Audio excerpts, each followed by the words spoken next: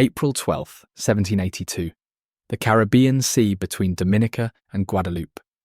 Admiral George Rodney stood on the quarterdeck of HMS Formidable, watching the French fleet sailing in perfect line ahead formation. For over a century, naval battles had followed the same predictable pattern. Two fleets sailing parallel, exchanging broadsides until one side broke. Every admiral knew the rules. Every captain understood the doctrine. The fighting instructions were clear. Maintain your line. Stay in formation. Don't break ranks without orders. Breaking formation meant risk. Not death, but possibly your career. Admirals who gambled and lost faced court-martial and dismissal. Those who followed doctrine and failed might be forgiven. Those who innovated and failed would be ruined. But Rodney saw something in the French line, a gap, barely 2 ship lengths wide, a momentary opportunity created by a wind shift. And in that instant, he faced a choice that would determine the fate of Britain's Caribbean empire. Follow a century of naval doctrine and fight a conventional battle that might end inconclusively? Or throw away the rulebook, sail directly through the enemy fleet, and risk everything on a manoeuvre no admiral had deliberately attempted before? Jamaica, worth more to Britain than all 13 American colonies combined, hung in the balance. The French Admiral de Grasse commanded 33 ships of the line and had just helped defeat Britain in America. His fleet was escorting an invasion force. If he succeeded, Britain's wealthiest possessions would fall. The sugar islands that funded the British Empire would be lost. Rodney had one chance, one moment, one decision that would either destroy his career or change naval warfare forever. This is the story of the Battle of the Saints, the day a British admiral gambled everything on a revolutionary tactic, and the victory that would echo through naval history for the next century. Welcome to Britain's history. Today we're covering the naval battle that revolutionised warfare at sea, the engagement where tactical innovation defeated conventional doctrine and secured British dominance in the Caribbean for generations. But before we get to that revolutionary moment, before we watch Rodney shatter every rule in the naval manual, we need to understand why Britain was fighting France in the Caribbean and why this battle mattered so desperately. And if you're enjoying this, subscribe. We cover the battles where British forces demonstrated tactical brilliance, the victories won through innovation and decisive action. The Caribbean in 1782 was Britain's most valuable colonial possession. These tropical islands produced sugar, rum and tobacco that generated enormous wealth for British merchants and provided massive tax revenue for the Crown. Jamaica alone was worth more to Britain's economy than all 13 American colonies combined. The sugar plantations of the West Indies created fortunes and sustained Britain's global trade network. But by 1782, Britain's Caribbean empire faced mortal danger. The American Revolution had just ended with British defeat and American independence. France, which had allied with the American rebels, now controlled powerful naval forces in the Caribbean and was preparing to seize British islands. Spain had also joined France against Britain. The situation was desperate. French Admiral François-Joseph Paul de Grasse commanded 33 ships of the line, massive warships carrying between 64 and 110 guns each. He'd already captured several British islands, including Tobago. Now he was preparing to assault Jamaica, the jewel of Britain's Caribbean possessions. If Jamaica fell, British power in the West Indies would collapse. The economic consequences would be catastrophic. Britain needed a naval victory to stop the French. The Admiralty sent Admiral George Rodney with a powerful fleet to defend Jamaica and engage the French. Rodney was 63 years old, suffering from gout and various ailments, but he was one of Britain's most experienced naval commanders. He'd fought in multiple wars over 4 decades. He understood naval tactics intimately, and crucially, he was willing to think beyond conventional doctrine. Naval warfare in 1782 followed rigid conventions established over more than a century.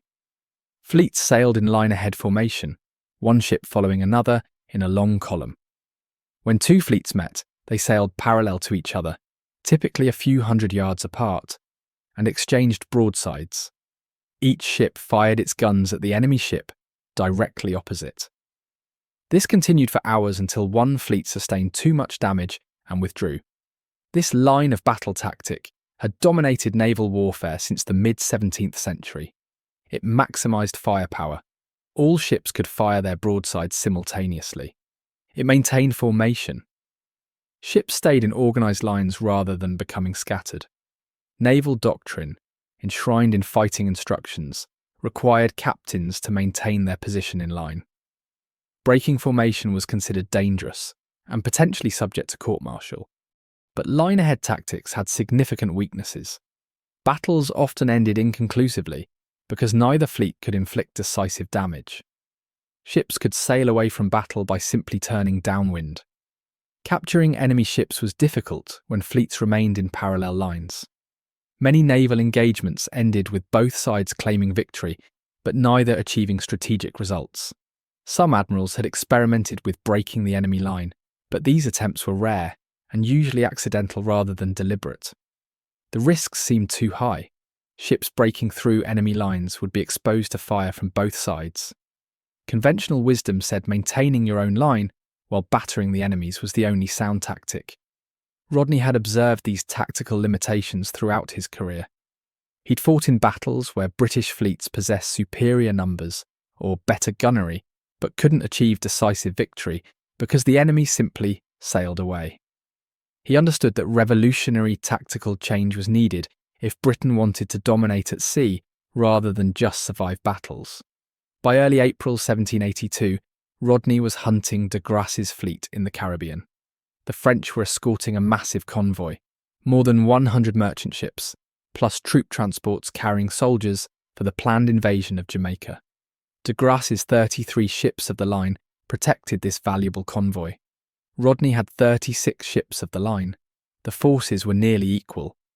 On April 9th, British and French fleets skirmished inconclusively near Dominica. Ships exchanged fire, but neither fleet committed to full battle. De Grasse attempted to continue escorting his convoy while avoiding decisive engagement. Rodney pursued relentlessly.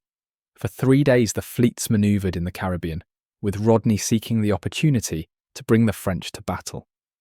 During the night of April 11th, the French flagship Ville de Paris collided with another French ship, damaging rigging and slowing the formation. This accident would prove fatal for French hopes. As dawn broke on April 12th, the two fleets were positioned near the Saintes, a group of small islands between Dominica and Guadeloupe. The French were sailing north in line-ahead formation. Rodney's fleet was sailing south, also in line ahead. The stage was set for traditional parallel line combat. The morning began with conventional tactics. British and French ships sailed past each other in opposite directions, exchanging broadsides as they passed. The thunder of hundreds of guns echoed across the Caribbean. Ships disappeared in smoke as cannons fired. Masts and rigging crashed down as round shots smashed through timber. Men died at their guns. This was standard naval battle. Brutal, bloody, but following established patterns. Then the wind shifted. A sudden change in wind direction disrupted the French formation, creating gaps in their line. Ships couldn't maintain perfect spacing when wind direction changed unexpectedly. The French line, already stressed by the damaged flagship, began to lose cohesion. Small gaps appeared between ships. Rodney, commanding from HMS Formidable in the British line, saw the opportunity. A gap had opened in the French formation ahead of him. For a moment there was space, perhaps 2 ship lengths, between French vessels. Every conventional instinct said to continue the parallel engagement. Every fighting instruction said to maintain British line formation. But Rodney saw that this gap offered something revolutionary. He ordered HMS Formidable to turn perpendicular to the French line and sail directly through the gap. This was the critical moment, the decision that would change naval warfare. Rodney's flagship turned and plunged into the French formation. British guns fired broadsides at point-blank range into French ships on both sides. The perpendicular approach meant Formidable could rake enemy ships, firing the length of their decks with devastating effect. Other British captains, seeing Rodney's manoeuvre, followed his lead.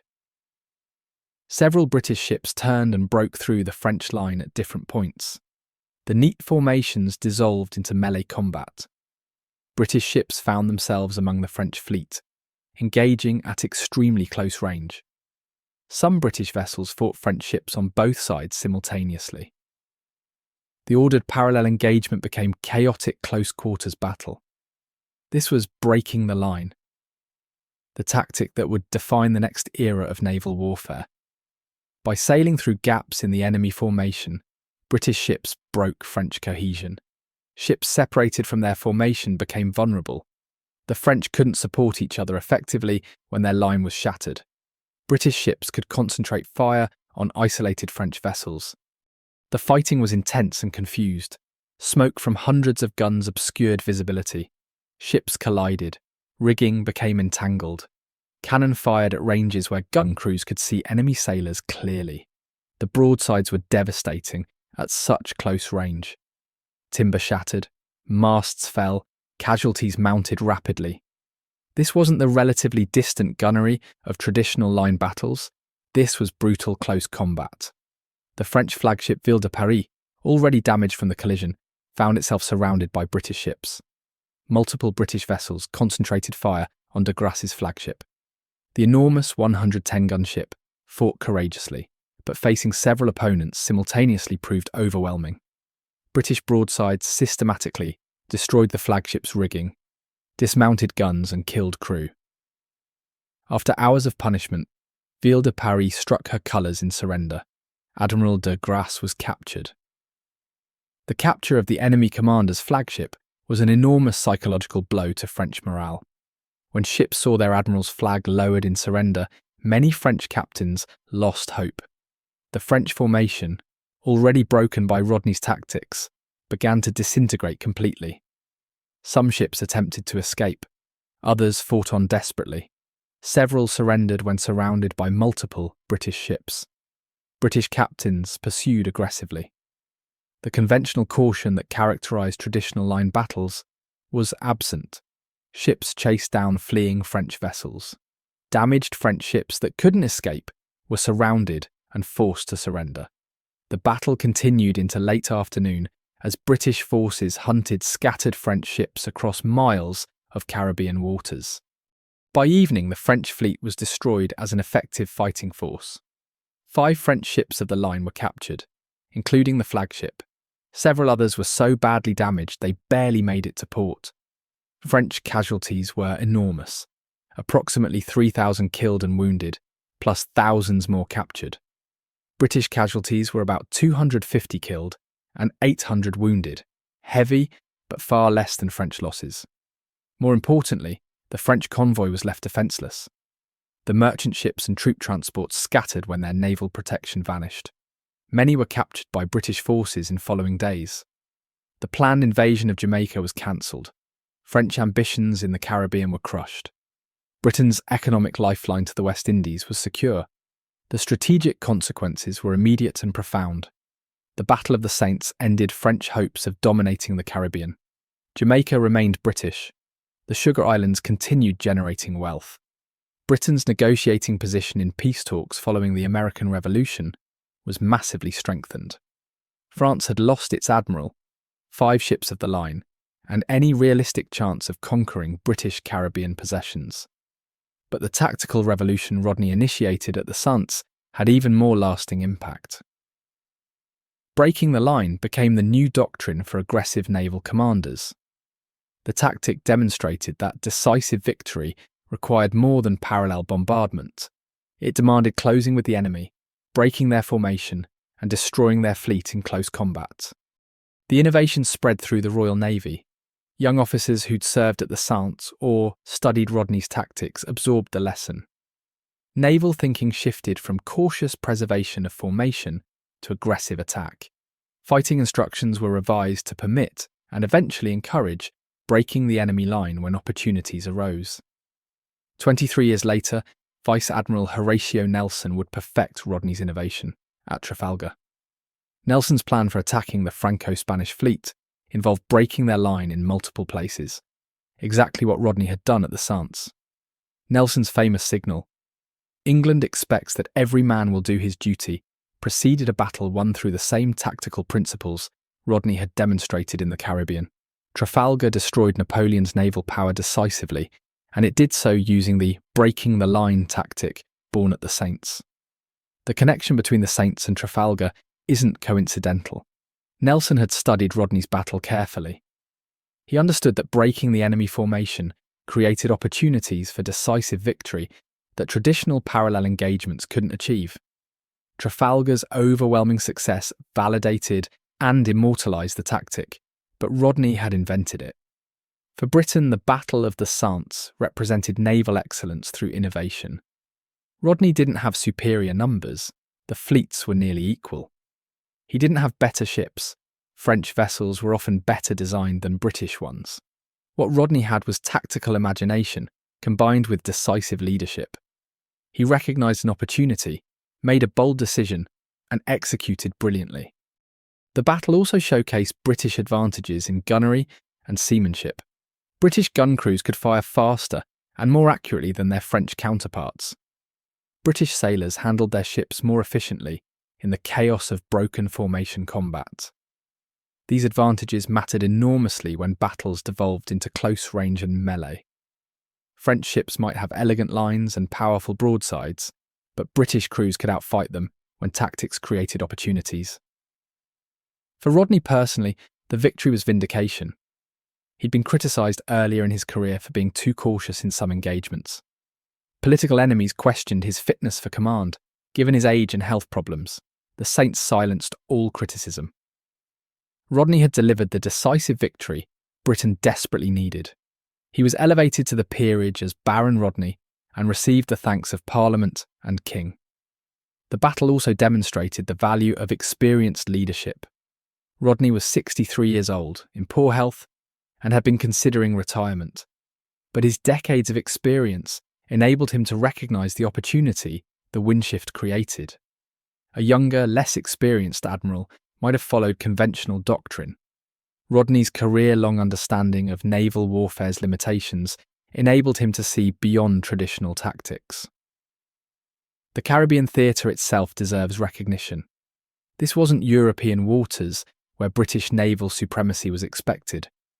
This was thousands of miles from Britain, in tropical conditions, with different weather patterns and navigational challenges. British ability to project naval power effectively in the Caribbean demonstrated the global reach that characterised British maritime dominance. The economic stakes also matter. Jamaica and the Sugar Islands generated wealth that funded Britain's government and military. Losing the Caribbean would have been an economic catastrophe, comparable to losing India. The Saints saved Britain's economy just as surely as it saved British strategic position. Naval battles aren't just about honour and tactics, they're about protecting the economic foundations of national power. The French perspective reveals the battle's decisive nature. De Grasse was an experienced admiral who'd achieved success in American waters. His fleet was powerful and well equipped, but once Rodney broke the formation, French advantages evaporated. The traditional French reliance on manoeuvre and formation became liability when the formation shattered. French crews fought bravely. Ville de Paris resisted for hours, but tactical innovation had made their doctrine obsolete. The capture of de Grasse himself was particularly significant. He was France's most successful naval commander in the Americas. His capture removed French naval leadership at a critical moment.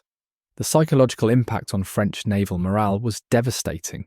It's difficult to overstate how much damage losing your fleet commander does to an organisation's confidence and effectiveness. The Battle of the Saints also highlighted differences between British and French naval philosophy. French doctrine emphasised preserving the fleet and achieving strategic objectives without unnecessary battle. British doctrine increasingly emphasised bringing the enemy to decisive battle and destroying their capacity to fight. The Saints validated the aggressive British approach. Rodney's willingness to take tactical risks produced overwhelming victory. The technical aspects of breaking the line deserve examination. The manoeuvre was dangerous. Ships sailing through enemy formations exposed themselves to fire from multiple directions. Rodney's flagship took significant damage while breaking through, but the tactical advantages outweighed the risks. Once through the line, British ships could rake French vessels, firing the length of enemy ships' decks with devastating effect. Raking fire killed more sailors and dismounted more guns than any other naval tactic. The wind shift that created the opportunity demonstrates the role of weather in age of sail warfare. Admirals couldn't control wind, but they could recognise and exploit opportunities wind created. Rodney's genius was recognising the gap in French formation and understanding that the moment demanded revolutionary action. Lesser commanders would have maintained formation and missed the opportunity. The aftermath of the Saintes shaped British naval dominance for generations. With French Caribbean ambitions crushed, Britain controlled the West Indies. The sugar trade continued enriching British merchants and funding British power.